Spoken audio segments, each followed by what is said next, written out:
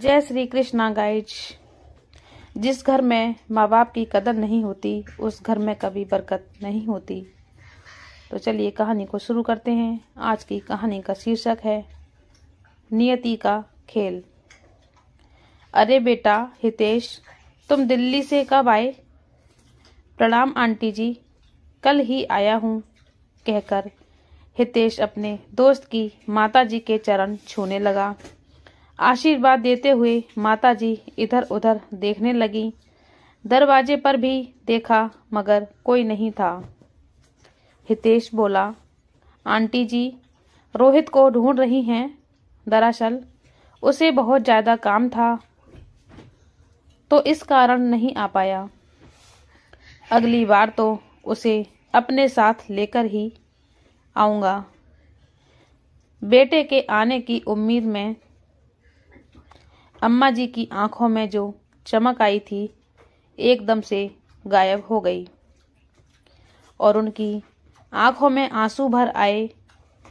थोड़ी देर में रोहित के बाबूजी भी आ गए और अब तक अम्मा का आंचल आंसुओं से भीग चुका था। बाबूजी बोले, अरे भाग्यवान, क्यों परेशान होती हो? अब यही हमारी किस्मत है। जितनी जल्दी हमें इसे स्वीकार करें उतना ही अच्छा है। अम्मा के सामने रोहित के बचपन की यादें ताजा हो गईं। कितनी मिन्नतों से मांगा था रोहित को उन्होंने भगवान से। कभी चोट रोहित को लगती थी तो दर्द अम्मा को होता था। अपनी आंखों से ओझल नहीं होने देती थी अम्मा अपने बेटे को। आज उसी बेटे को अम्मा बाबूजी अपने स्टेटस के नहीं लगते। रोहित, ऐसी तरक्की का तुम क्या करोगे जो तुम अपने माँ और पिताजी का सहारा ही उनके बुढ़ापे में ना बन सको। तुम केवल अपनी कमाई और पैसों के बारे में जानते हो। कभी ये भी सोचा है कि तुम्हारी अम्मा और बाबूजी किस हालत में रह रहे हैं? हितेश ने रोहित को समझाना चाहा। हितेश, तुम मेरे दोस्त हो तो केवल दोस्ती तक ही सीमित रहो। मेरे पारिवारिक मामलों में दखल देने की जरूरत नहीं है तुम्हें। यह मेरी जिंदगी है, मैं जैसे चाहूं इसे जी सकता हूं। अब मुझे अपनी जिंदगी कैसे जीनी है, अपने माँ बाप के साथ कैसे रहना है, यह तुमसे जानने की जरूरत नहीं है। यहाँ दिन भर में इतने मरीज आते हैं, अगर उन्हें छोड़कर मैं एक दिन के लिए भी चला जाऊं तो मेरा हजारों रुपए का नुकसान हो जाएगा। उस नुकसान की भरपाई कौन करेगा? मैं अपना कैरियर छोड़कर गांव में नहीं रह सकता और गांव में रखा ही क्या है। और अम्मा बाबूजी को यहाँ रहने को कहता हूँ तो वह जिद पर अड़े हैं कि गांव छोड़कर कहीं नहीं जाएंगे। और रही पैसों की बात, तो मैं यहाँ पर कमाता ही कितना हूँ जो मैं हर महीने उन्हें पैसे भेज दूँ। मेरा अपना भी परिवार है, उनके भी खर्चे हैं। लेकिन अम्मा बाबूजी हैं जो चाहते हैं कि हर महीने मैं पैसे भेजता रहूं। रोहित, तू डॉक्टर है और इतना पैसा कमाता है कि थोड़ा सा अम्मा बाबूजी के पास तो भेज ही सकता है ना। ना तो तू उन्हें अपना समय देता है ना ही पैसा। उनका भी तुझसे मिलने का मन करता होगा।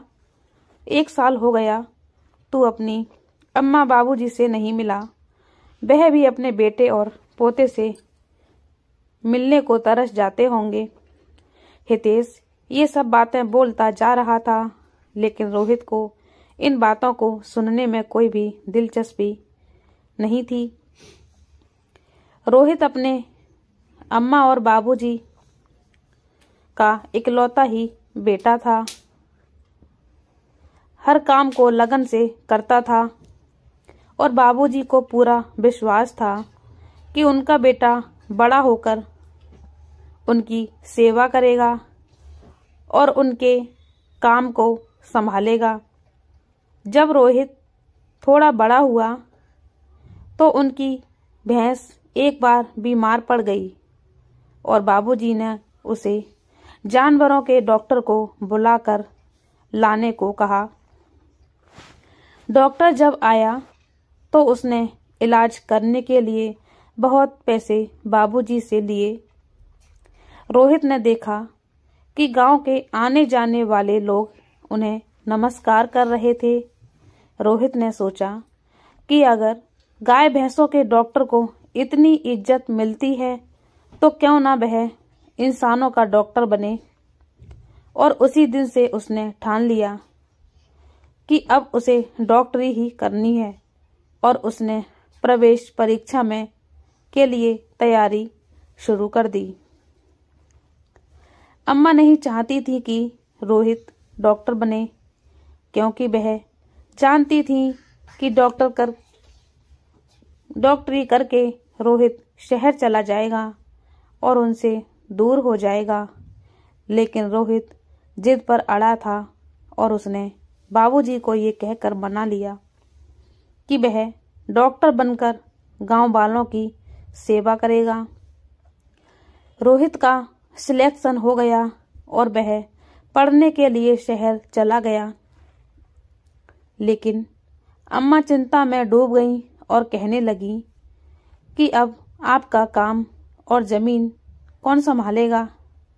तो बाबूजी बोले कि उसके लिए मैं हूँ, तुम बस यही दुआ करो कि वह एक बहुत बड़ा सफल डॉक्टर बने। डॉक्टरी की पढ़ाई के लिए बाबूजी के पास इतना पैसा नहीं था, तो उन्होंने अपनी दुकान गिरवी रखकर पैसे का इंतजाम किया और हर महीने उसे पैसे भेजने लगे। अम्मा जी दुकान गिरवी रखने के हक में नहीं थी, क्योंकि वह जानती थी कि वे दोबारा उसे छुड़ा नहीं पाएंगे। लेकिन रोहित ने कहा कि वह डॉक्टर बनकर इतना पैसा कमाएगा कि उसके अम्मा और बाबूजी राज करेंगे। कुछ सालों के बाद रोहित की डॉक्टरी पूरी हो गई और उसकी एक बहुत अच्छे अस्पताल में नौकरी लग गई। बाबूजी चाहते थे कि उनके बेटे की शादी उनके गांव की ही किसी लड़की से हो, लेकिन रोहित ने साफ साफ कह दिया कि उसने एक लड़की ढूंढ ली है जो कि उसके साथ ही काम करती है और डॉक्टर है। रोहित की शादी प्रिया से हो गई। प्रिया भी उसकी तरह गांव से नफरत करती थी और प्रिया नहीं चाहती थी कि अम्मा बाबूजी आकर उसके साथ रहें। अम्मा बाबूजी ये बात जानते थे, इसलिए वे रोहित के घर नहीं आते थे। गिरवी जमीन को छुड़ाने के लिए जब बाबूजी ने रोहित से पैसे मांगे तो रोहित ने साफ इनकार कर दिया और कहा कि अब अपने लिए कोई नौकरी ढूंढ लो और दुकान को भूल जाओ। कितनी मेहनत से खड़ी की थी यह दुकान। अगर ये दुकान ना होती तो हम तुझे ना तो पढ़ा पाते ना ही डॉक्टर बना पाते। लेकिन रोहित को इन सब बातों से कोई मतलब ना था। वह अपनी शहर की जिंदगी में मस्त था। रोहित की पत्नी प्रिया भी एक डॉक्टर थी। जब उसका बेटा हुआ तो वह 6 महीने के बाद ही अपने बेटे को कृषि में छोड़कर नौकरी करने लगी। अम्मा जी चाहती थी कि वह अपने पोते को अपने हाथों से पाल पोस कर बड़ा करें, लेकिन प्रिया ने तो ठान रखा था कि वह अपना बेटा गंवार लोगों के हाथ में नहीं देंगी। इसलिए अम्मा बाबूजी जब भी शहर आने का नाम लेते तो वह कोई ना कोई बहाना बना ही देती थी। गांव में अम्मा याद करने लगी कि रोहित का बेटा धीरज अब कुछ बड़ा हो गया होगा, अब चलने लगा होगा। कितने महीने हो गए हमने पोते की शक्ल भी नहीं देखी।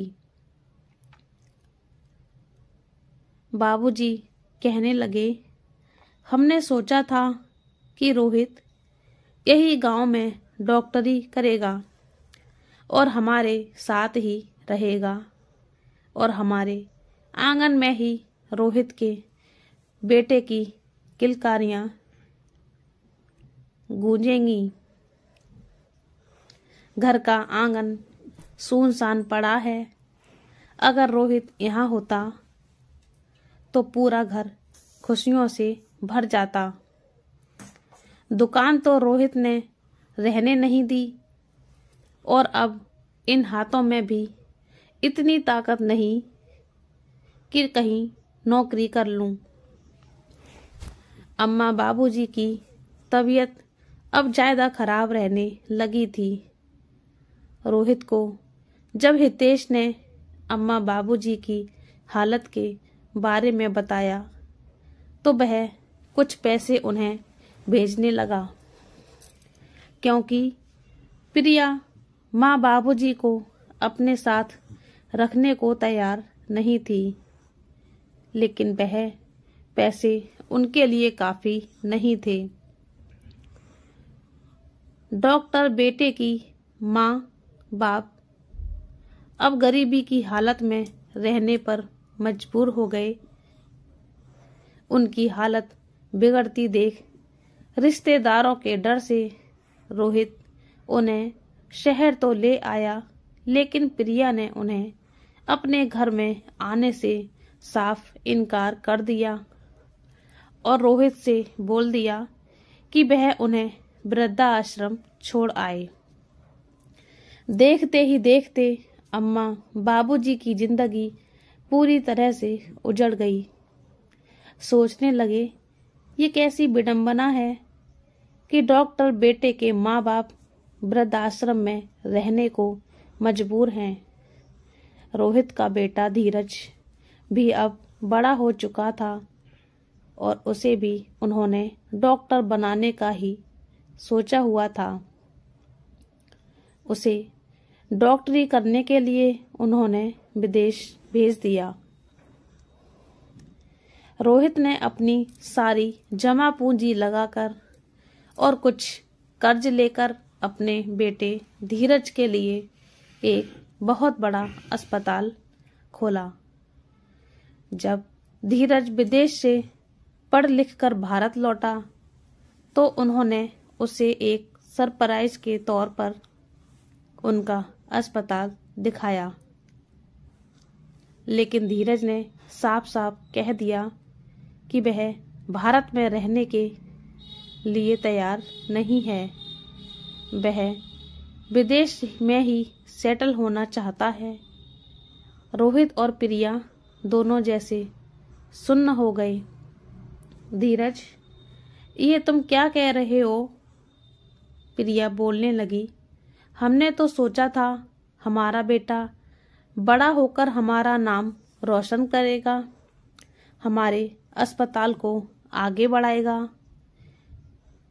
लेकिन तुमने हमें एक पल में पराया कर दिया। बेटा, हमारे देश में क्या बुराई है? सब कुछ तो है यहाँ पर, सभी तरह की आधुनिक सुविधाएं हैं। लेकिन माँ, मैं विदेश की ही एक लड़की से प्यार करता हूँ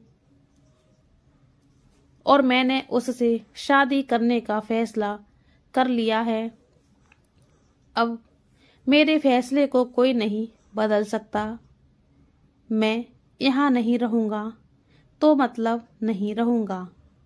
मेरी कल की फ्लाइट बुक है और मुझे कल ही निकलना होगा। धीरज ने अपनी बात स्पष्ट तौर पर कह दी। रोहित और प्रिया दोनों को जैसे काटो तो खून नहीं। उन्हें अपने कानों पर विश्वास नहीं हुआ। धीरज तुम्हें सेटल करने के लिए हमने इतना बड़ा कर्ज उठाया है। अपनी जिंदगी भर की कमाई हमने दांव पर लगा दी और अब तुम ही हमें छोड़कर जा रहे हो। क्या कमी थी हमारी परवरिश में जो तुमने हमें यह दिन दिखाया। प्रिया के हाथ पैर सुन्न हो गए और बोली, मैं तुम्हारे बिना नहीं रह सकती मेरे बेटे। धीरज बोला, आप शुरू से तो मेरे बिना ही रह रही हैं ना। मुझे तो आपने क्रश में छोड़ दिया था। जिस समय मुझे आपकी सबसे ज्यादा जरूरत थी उस समय तो आप अपने काम में व्यस्त थी। ना तो मेरे लिए पिताजी के पास समय था ना ही आपके पास। और दादा दादी को आपने कभी मुझसे मिलने नहीं दिया। अगर मेरे बिना आप दोनों का मन नहीं लगता तो आप भी वृद्धाश्रम में जा सकते हैं। और वैसे भी दादा दादी भी तो वृद्ध आश्रम में ही रह रहे हैं, तो आप क्यों नहीं। यह बात सुनकर जैसे प्रिया के पैरों तले जमीन खिसक गई। उसके सामने अम्मा और बाबूजी की तस्वीर आ गई। उसे लगा जैसे धीरज के रूप में उनके अपने ही कर्म उनके सामने आ गए हैं। प्रिया गहरी सोच में डूब गई। इसके आगे और कुछ ना बोल पाई और अपने कमरे में चली गई। रोहित भी आज ऐसा महसूस कर रहा था जैसे उस पर किसी ने घड़ों पानी डाल दिया हो। आज उसे उसका दोस्त हितेश याद आ रहा था जो हर पल उसे उसके कर्तव्य याद दिलाता रहता था, परंतु उसने दोस्त की भी कभी नहीं सुनी। थोड़ा संभलने के बाद रोहित और प्रिया ने फैसला लिया कि वह वृद्ध आश्रम जाएंगे। अगले दिन जब वो वृद्ध आश्रम पहुंचे तो उन्हें सामने देखकर अम्मा और बाबूजी की आंखों में चमक आ गई। अम्मा तो यही देखकर खुश थी कि उससे मिलने आज उसकी बहू आई है। अम्मा बाबूजी का ये व्यवहार देखकर प्रिया और शर्म से जमीन में गड़ी जा रही थी। वह सोच रही थी कि हमने अम्मा बाबूजी के साथ कितना बुरा किया और अम्मा बाबूजी आज भी हमारे साथ उतने ही प्यार से बात कर रहे हैं। प्रिया सोचने लगी कि माफी मांगूं भी तो किस मुंह से। प्रिया और रोहित अम्मा बाबूजी के पैरों में गिर पड़ी। हमें माफ कर दो अम्मा बाबूजी, हम आपके गुनहगार हैं। आज तक उसने अम्मा बाबूजी के बारे में नहीं सोचा, लेकिन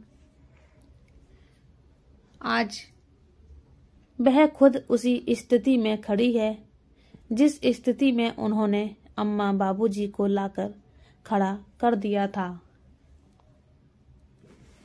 वह उनके दर्द को समझ पा रही है। अम्मा बाबूजी की जर्जर हालत देखकर प्रिया और रोहित अपने आप को कसूरवार मान रहे थे। बाबूजी, आप और अम्मा अब हमारे साथ ही रहेंगे। बहुत सह लिया आपने इस उम्र में, अब और नहीं। रोहित और प्रिया अम्मा बाबूजी को अपने घर ले आए। घर आकर देखा तो सामने धीरज खड़ा था। प्रिया और रोहित के चेहरे पर मुस्कान आ गई। हैरान होते हुए प्रिया ने पूछा, पर बेटा, तेरी तो आज की फ्लाइट थी। मम्मी पापा, मैंने आपसे झूठ बोला था। मेरी कोई फ्लाइट नहीं थी और मैं अपने ही देश में रहना चाहता हूँ और यही आप सबके साथ जीवन जीना चाहता हूँ। मैं जानता था कि आप दोनों दादा दादी को वृद्ध आश्रम में छोड़कर आए हो।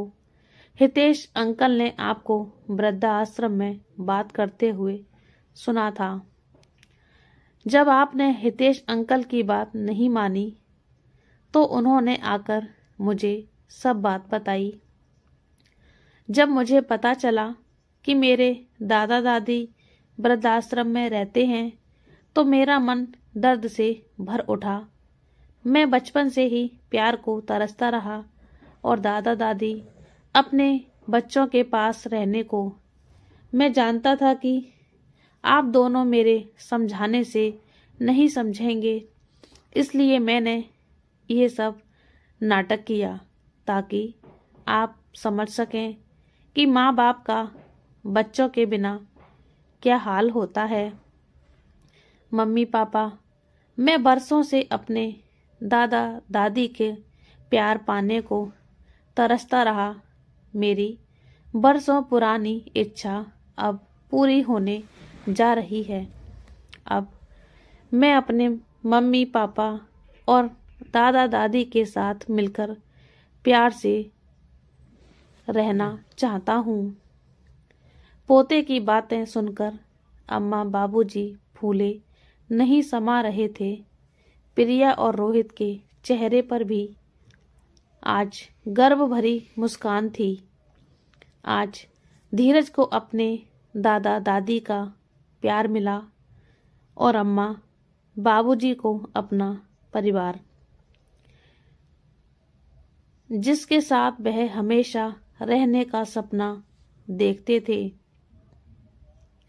माँ बाप हजारों तकलीफें सहन करके अपने बच्चों को बड़ा करते हैं, ताउम्र अपने बच्चों को दिल से लगाकर उनकी हर मुसीबत को हर लेते हैं, यहाँ तक कि अपने सपने और खुशियाँ कुर्बान कर देते हैं और बच्चों की खुशी के लिए जीते हैं। माँ बाप का सपना होता है कि उनका बच्चा बड़ा होकर अपने पैरों पर खड़ा हो, खूब पैसे कमाए और एक दिन बड़ा आदमी बनकर उनके बुढ़ापे की लाठी बने। लेकिन वही बच्चे बुढ़ापे में अपने माँ बाप को बेसहारा छोड़ देते हैं। लेकिन सच तो ये है कि माँ बाप का परिवार अपने बेटे बहू और उनके बच्चों के साथ मिलकर बनता है। केवल पैसों की कमी पूरी कर देना ही काफी नहीं है, बल्कि अपने माँ बाप के साथ हमेशा रहो। यही चीज उन्हें खुशी देती है, जो उनके चेहरे की चमक बनकर दिखती है। तो दोस्तों, ये कहानी आपको कैसी लगी हमें कमेंट करके बताना। और आप हमारे चैनल पर नए हैं तो हमारे चैनल को सब्सक्राइब कर लीजिए और घंटी को दबा दीजिए, ताकि हमारी कहानी आप तक पहुंचती रहे, आपको नोटिफिकेशन मिलता रहे। कहानी को पूरा देखने के लिए धन्यवाद। जय श्री कृष्ण।